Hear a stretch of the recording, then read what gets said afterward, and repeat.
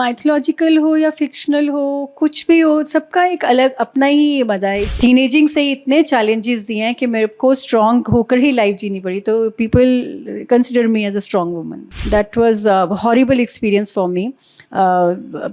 लोगों की अपनी अपनी लाइफ, अपनी अपनी जर्नी होती है, बहुत अच्छी लोग लाइफ जी रहे हैं। I am not anti marriage, सबकी अपना होता है ना, सबकी अपनी डेस्टिनी होती है, सबका अपना लाइफ में लिखा होता है। तो I completely believe in Karma, destiny, God. In this life, in this journey, that is not in my destiny, and I met wrong people in my life, and that was my mistake, and that should not happen in my life. मेरी life में 2 शादियाँ fail गई, and yes, I met wrong life partner, and I faced lot of physical harassment, mental, emotional harassment, social harassment.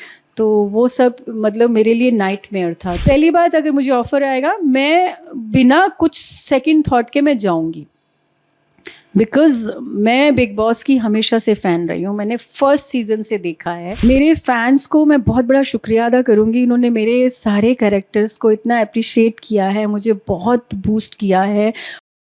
Shivani, सबसे पहले आपसे जानना चाहेंगे कि मतलब इतने साल आप टेलीविजन में कर रही हैं, माइथोलॉजिकल शोज़ की, फिक्शन शोज़ की, सबसे ज़्यादा मज़ा किस जॉनर में आया आपको, और मतलब कि कैसा रहा पूरा एक्सपीरियंस, कैसा रहा आपका, जर्नी कैसी रही आपकी? एक्चुअली माइथोलॉजिकल हो या फिक्शनल हो, कुछ भी हो, सबका एक अलग अपना ही मज़ा है। जस्ट के एज एन एक्टर मुझे चैलेंजिंग और डिफरेंट करने में अच्छा लगता है, परफॉर्मेंस ओरिएंटेड वर्क अच्छा लगता है, चाहे वो माइथोलॉजिकल हो, चाहे फिक्शनल हो, फैंटेसी हो, वेब हो, टीवी हो। लेकिन as a performer I want something to do some prominent and some challenging work. रिश्तों से बंधी गौरी में आपका कैरेक्टर काफ़ी स्ट्रॉन्ग है, क्या आप रियल लाइफ में भी इतने स्ट्रॉन्ग और प्रैक्टिकल हैं? हाँ हूँ, क्योंकि मेरे पास स्ट्रॉन्ग के अलावा कोई ऑप्शन ही नहीं था। विच एक होता है ना कि अगर आपके पास ऑप्शन नहीं है तो आपको स्ट्रॉन्ग होना पड़ता है। तो रियल लाइफ में yes, I am strong, because life ने मुझे टीनेजिंग से ही इतने चैलेंजेस दिए हैं कि मेरे को स्ट्रॉन्ग होकर ही लाइफ जीनी पड़ी। तो people consider me as a strong woman. आप कई सारी माइथोलॉजिकल रोल्स किए हैं, जैसे देवी, सरस्वती और उमा। क्या आपको लगता है कि इन रोल्स में आपके पर्सनल बिलीफ सिस्टम पर भी इफेक्ट किया है? नहीं, ऐसा कुछ नहीं है, बिकॉज़ जो माइथोलॉजिकल शो बनाते हैं, क्योंकि मैंने तो बहुत पहले किया था, ज़्यादा नहीं किया। मैंने 1-2 ही किया है। मैंने एक बहुत पहले गंगा मैया किया था, जिसमें आई प्लेड उमा दुर्गा, तो लेकिन ज़्यादा देर तक नहीं किया। लेकिन जो हम परफॉर्म करते थे ना, तो वो एक तो मतलब डायलॉग्स तो हम बोलते थे, लेकिन जो लोग लिखते थे और स्टोरी बताते थे ना, वो उसके पीछे काफ़ी वर्क करते थे टू नो द फैक्ट्स, और रिलेटेबल चीज़ें करते थे। तो उससे बल्कि हमें कई चीज़ें पता लगती थी about our god and about our things, about our होता ना कि अपनी संस्कृति के बारे में, भगवान के बारे में। तो बल्कि हमारा थोड़ा सा नॉलेज बढ़ती थी। मतलब वो, क्योंकि वो ऐसे सुनी सुनाई बातें नहीं, वो काफ़ी स्टडी करके उस पर काम करते थे। तो मैंने बहुत ज़्यादा नहीं किया, एक ही वो हिस्टोरिक मतलब किया था वो उमा का। और उसके बाद मैंने फिर एक संजय खान जी का एक शॉर्ट महाभारत किया था, जिसमें मैं पांडु की वाइफ बनी थी। वो क्या नाम था उनका, उर्मिला, या जो जिसको वो टच करते हैं वो मर जाते हैं, because he was not allowed to. तो उसमें बहुत ही ऐसे हॉट सेक्सी सा अटायर दिया हुआ था, महारानी टाइप का। तो वो भी शॉर्ट कैमियो ही था, बिकॉज देन कहीं ऐसा होता है कि घूमते फिरते वो पांडु अट्रैक्ट होता है and he touches and he dies. तो वो मैंने कैमियो किया था, that was also good experience. तो मैंने ज़्यादा माइथो नहीं किया, माइथो तो मैंने ना के बराबर किया हुआ है। 2 ही मेरा एक्सपीरियंस है। बाकी तो मैंने बालाजी के लाइन लगा के काफ़ी केसेस किए हैं, एंड काफ़ी सारे, बल्कि मतलब रेगुलर शोज़ मैंने ज़्यादा किए हैं देन माइथो। आप कहानी घर घर की और कसौटी जिंदगी के जैसा आइकॉनिक शो में काम किया है, क्या उनका मैजिक आज भी वैसे ही है? आप सोचो कितने साल हो गए इन शोज़ को, और आप आज भी मुझसे उन शोज़ के बारे में पूछ रहे हो, तो आप आंसर तो आप ही दे रहे हो। क्योंकि लोग, मतलब वो कहानी घर घर की घर घर में घुस गया था। TV became part of like everybody's life with these shows. कहानी घर घर की, कसौटी ज़िंदगी की, क्योंकि सास भी कभी बहू थी। तो ये लोग, मतलब मैं उस time, I remember I used to stay Lokhandwala में, मैं अपने घर से बाहर लेन में मार्केट भी निकलती थी तो उस टाइम तो इतना ज़्यादा सोशल मीडिया नहीं था, इतना हम लोग के कैमरा हाथ में नहीं होते थे फ़ोन के, फिर भी लोग ऐसे रोक रोक के फ़ोटोज़ लेते थे, बातें करते थे, सुमन भाभी, मतलब पीपल वर क्रेजी। और हम लोग पार्ट थे सारे, जैसे कौन बनेगा करोड़पति में हमारी पूरी टीम गई थी, लोग इतने क्रेजी होते थे। खुल जा सिम सिम उन दिनों शो आता था, एक और शो आता था सोनू निगम का जो वो सिंगिंग का था। मतलब हम लोग एज ए सेलिब्रिटी वहाँ जाते थे, जो वहाँ पर आम पब्लिक मिलती थी, रियल लाइफ में आम मिलती थी, और मतलब वो टीआरपी क्या होती थी। आजकल लोग 0.1 टीआरपी पे खुश हो जाते हैं, वहाँ टीआरपी मतलब 26-27 के ऊपर जा रही है टीआरपी, वो टाइम होता था। तो वो तो मतलब क्या ही क्रेजी टाइम था, और लोग आज भी उन लोग उस लेवल को टच नहीं कर पा रहे। जैसे आपने टीआरपी बात, मेरा अगला क्वेश्चन इसी पे है कि आपको लगता है कि आजकल के सीरियल में संस्कार और समझ दोनों ही कम होती जा रही हैं? मुझे ऐसा लगता है पर्सनली कि चैनल और प्रोडक्शन हाउस आपको वो देता और दिखाता है जो पब्लिक देखना चाहती है। मुझे ऐसा लगता है कि जैसे ना कुछ शोज़ ऐसे होते हैं बहुत सेंसिबल, बहुत रिलेटेबल, बहुत अच्छे तरीके से सोच समझ के शुरू होते हैं, बट उनकी टीआरपी नहीं आती है। जो जिस हिसाब से स्टोरी सोची जाती है उसकी टीआरपी नहीं आती, उसकी व्यूअरशिप नहीं आती।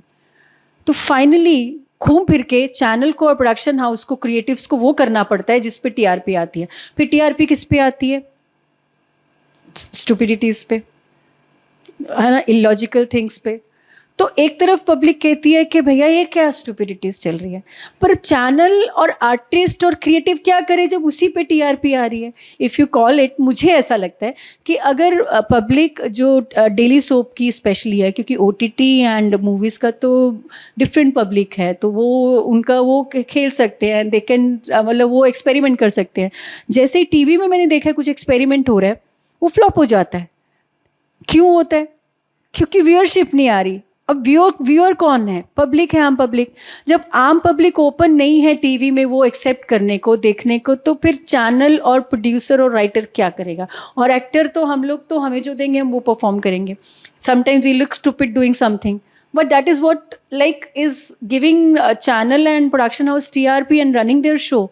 सो दैट्स वॉट माई थिंक के टीआरपी वो है। आपने एक इंटरव्यू में कहा था कि शादी करना गलती थी। क्या आप इस पर अभी भी वैसे ही सोचती हैं? बिल्कुल वैसे ही सोचती हूँ, बिल्कुल वैसे ही सोचती हूँ।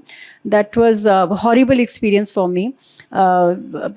लोगों की अपनी अपनी लाइफ, अपनी अपनी जर्नी होती है, बहुत अच्छी लोग लाइफ जी रहे हैं। I am not anti marriage. सबकी अपना होता है ना, सबकी अपनी डेस्टिनी होती है, सबका अपना लाइफ में लिखा होता है। तो I completely believe in Karma, destiny, God, मतलब बहुत स्ट्रांगली बिलीव करती हूँ। तो in this life, in this journey, that is not in my destiny, and I met wrong people in my life, and that was my mistake, and that should not happen in my life, because मेरी life में 2 शादियाँ fail गई, and yes, I met wrong life partner, and I faced lot of physical harassment, mental, emotional harassment, social harassment। तो वो सब मतलब मेरे लिए नाइटमेयर था। तो मेरे से गलती हुई, and yes, I can't say much because criminal case is still going on, so I can't say much, but I have gone through hell in my life, और मैं करियर में भी पीछे हुई because of all these things, because होता ना, I went completely into my shell। मुझे अपने आप को इमोशनली और संभालना था, चीज़ें प्रोफेशनली नहीं, जो मैं कर सकती थी, जो अचीव कर सकती थी। इन लोगों ने ये चीज़ें मेरे लिए ब्रेकर का काम की, स्पीड ब्रेकर का। तो yes, it was a big mistake. आप अपने करियर में कभी स्ट्रगल किया टीवी इंडस्ट्री में फेवरेटिज्म के साथ? किसी ने साइडलाइन भी करवाया आपको कभी? होता रहता है, बहुत होता है। मतलब अगर आप स्ट्रॉन्ग कैरेक्टर कर रहे हो, आप परफॉर्म कर रहे हो और आपका ट्रैक अच्छा चल रहा है, तो ये आम बात है। आपको आसपास से इनसिक्योरिटी मिलेगी, कॉम्प्लेक्सेस मिलेंगे, आपको लोग डिस्टर्ब करना चाहेंगे, आपकी परफॉर्मेंस में डिस्टर्ब करते हैं, बहुत डर्टी पॉलिटिक्स होती है। मैंने बहुत एक्सपीरियंस किया है, मतलब मैंने काफ़ी शोज़ में एक्सपीरियंस किया है, बट लकीली मैंने ऐसे शोज़ भी किए हैं जहाँ मुझे बहुत अच्छी वाइब्स मिली हैं, अच्छे लोग मिले हैं, वो भी मिले हैं, एंड ये भी मैंने बहुत अच्छे से एक्सपीरियंस किया। रियलिटी शो जैसे बिग बॉस में अगर आपको ऑफर मिले तो जाएंगी? भाग के जाऊंगी। आपको लगता है वो इमेज खराब करते हैं? पहली बात, अगर मुझे ऑफर आएगा, मैं बिना कुछ सेकंड थॉट के मैं जाऊंगी, बिकॉज़ मैं बिग बॉस की हमेशा से फ़ैन रही हूँ। मैंने फर्स्ट सीज़न से देखा है। बीच में मैंने कुछ 1-2 सीज़न मिस किए थे ओटीटी के और otherwise because of personal and professional life. Otherwise मैं चाहे कितनी भी बिज़ी हूँ, मैं रिपीट टेलीकास्ट देख लूँगी, कुछ मिस नहीं होने देती। हाँ, 24/7 नहीं देख पाती मैं, बट जो 1 घंटे का जो एपिसोड आता है, 1.5 घंटे का, वो मैं ज़रूर देखती हूँ। तो मैं बहुत बड़ी फ़ैन हूँ और मेरे को दिखता है कि लोगों की पर्सनालिटी जो होती है वो हम लोग के माइंड में कुछ होती है, निकल के कुछ आती है। बिकॉज़ जो जैसे जैसे लोगों को चैलेंजेस मिलते हैं, सब होते हैं, डिफरेंट डिफरेंट काइंड के लोग मिलते हैं। सो मैं भी जाना चाहूँगी, डरती भी हूँ। मुझे नहीं पता कि मैं वहाँ से जूते खा के आऊँगी या गले में हार डाल के लाऊँगी, मुझे नहीं मालूम, और ये मैं सोचना भी नहीं चाहती। बिकॉज़ इतना मुझे मालूम है, बिग बॉस वो शो और वो जगह है जो आपको मतलब एकदम ब्लैंक जाना है। आप प्री प्लान करके नहीं जा सकते, आप ओवर स्मार्ट बन के नहीं जा सकते। आप मतलब वो ना, I know how to play the game, because वो फटाक से चेंज करते हैं। एंड ऑल डिपेंड्स, कैसे रियल लाइफ में भी होता है ना कि किसी के साथ आप बहुत बातें करते हैं, किसी के साथ आप एक वर्ड एक्सचेंज नहीं करते, किसी के साथ आपको टाइम का पता ही नहीं लगता, और किसी के टाइम आप साथ आपको 1 मिनट भी भारी लगता है। So all depends on vibe, person to person. तो वहाँ पर भी इतने सारे लोग जो अलग अलग जगहों से आते हैं, तो ऑल डिपेंड्स कि आपको कौन से लोग मिलेंगे, कैसी एक दूसरे को वाइब्स दे रहे हैं। सो और वो आपके अंदर से क्या निकाल रहे हैं, आपकी कौन सी साइड पर्सनालिटी की निकाल रहे हैं। फिर वहाँ पर कौन कौन से चैलेंज बिग बॉस की साइड से आ रहे हैं। तो वो उस टाइम आपकी मतलब होता है ना, हर इंसान में बहुत सारी लेयर्स होती हैं कि वो अच्छी साइड भी होती है, बुरी भी होती है, नॉटी भी होती है, सीरियस भी होती है, मैच्योर भी होती है। I also have all kind of shades in me. All depends कि मुझे अगर मैं जाती हूँ, लाइफ में मौका मिलता है, तो I will be very happy. But I don't know कि मैं क्या इमेज लेकर वापस आऊँगी, मुझे क्या चैलेंजेस मिलेंगे, मुझे कैसे लोग मिलेंगे। मैं दुर्गा बनूंगी, सरस्वती बनूंगी, या मैं बदमाश बनूंगी, बिकॉज ऑल डिपेंड्स कि मुझे क्या ग्रुप मिल रहा है और मुझे क्या चैलेंजेस मिल रहे हैं। टीवी इंडस्ट्री में लोग कहते हैं कि रोल्स मिलते ही दोस्ती और नेटवर्किंग से टैलेंट से नहीं, तो आपका क्या मानना है? नहीं, ऐसा नहीं है। अगर टैलेंट से नहीं मिलते तो इतना लोग ऐसे इतना अच्छा परफॉर्म करके कैसे लोग उनको अप्रिशिएट करते कि यार आपको ये है कि आपको राइट टैलेंट को राइट मौका मिलना चाहिए। तो जैसे मैं भी तड़पती हूँ, यार मुझे ये मिले तो मैं करूँ, तो लेकिन ये मेरे हाथ में नहीं है ना। अपॉर्चुनिटी मिलेगी तो मैं परफॉर्म करूँगी ना। तो कई बार ऐसा होता है कि वो दोनों ही चीज़ें हैं, कि कहीं तो अप्रोच चलती है, ग्रुपिज़म चलता है, और कहीं ट्रू टैलेंट चलता है। दोनों ही चीज़ें हमारी इंडस्ट्री में चलती हैं। तो कहीं अपने फेवरेटिज़म में भी चल जाते हैं लोग, जो चाहे टैलेंटेड भी नहीं होते, लेकिन कई लोग जेन्युइनली टैलेंटेड भी होते हैं और फेवरेट्स भी होते हैं, दोनों होता है। तो हमारी इंडस्ट्री में ऐसा कुछ, वो आप एक चीज़ नहीं कह सकते, दोनों चीज़ें चलती हैं। लेकिन जो ट्रू टैलेंट है वो मतलब उसको एप्रिसिएशन मिलेगी, अगर उसको मौका मिलेगा तो वो सामने आएगा। लेकिन वही होता है कि मौके की इंतज़ार होता है, वो फेवरेटिज्म में कई बार ट्रू टैलेंट को मौका नहीं मिल पाता। क्योंकि साथ भी कभी बहू भी फिर से आ रहा है, तो मतलब कि कितना एक्साइटेड है उसको लेकर आप, क्योंकि almost the same star cast है, तो क्या कहेंगे इसके बारे में? मैं एक्साइटेड हूँ बिकॉज मुझे Balaji always feel like home लगा है। इट्स लाइक क्योंकि मैंने जब नई आई थी, हम लोग सब पूरे सब यंग बच्चे थे, हम लोग का शुरुआत हमने बालाजी से किया था। तो बालाजी में जैसे होता है ना, जिस शो के हम पार्ट भी नहीं रहे, तो वो भी ऐसा लगता है it's part of us, it's part of our family. तो बालाजी, एकता मैम का कुछ भी होता है ना, चाहे मैं उनका शो का पार्ट अभी नहीं भी होती, तो मुझे लगता है नहीं, it's our family, it's our show. तो क्योंकि भी हम लोग जब कसौटी करते थे तो कहाँ क्योंकि भी चलता था, तो ऐसा लगता था कि हमारी फैमिली के होता है ना, आप रिश्तेदार होते हैं, ये तो वो ऐसा लगता है कि this is also part of us only.